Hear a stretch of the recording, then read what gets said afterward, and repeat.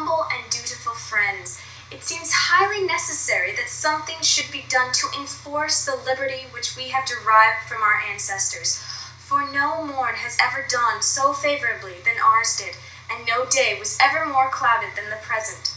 The marvel of all history is the patience with which men and women submit to the burdens unnecessarily laid upon them by their government.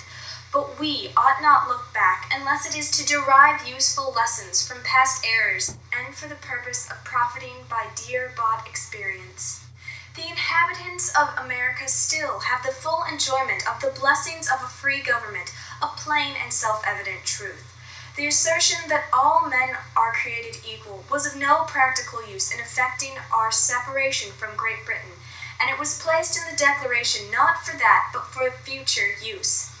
Any people anywhere, being inclined and having the power, have the right to rise up and shake off existing government and form a new one that suits them better.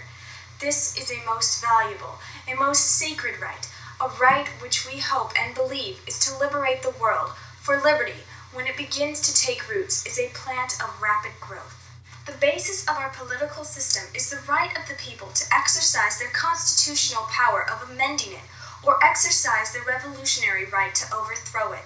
Understand also, it will be found an unjust and unwise jealousy to deprive a man of his natural liberty, upon the supposition that he may abuse it. We take human nature as we find it. We are firm believers in the people. Let prejudices and unreasonable jealousies yield to the proposition that all men are created equal.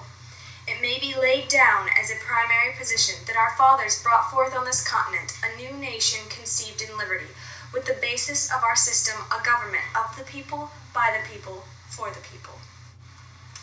This country, America, belongs to the people who inhabit it. Our defense is in the preservation of the spirit which prizes liberty as a heritage of all men, in all lands, everywhere.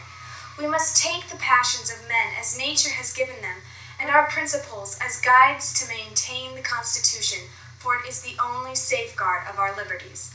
Let us raise a standard with malice towards none, charity for all, and firmness in the right, so that America will not perish from the earth.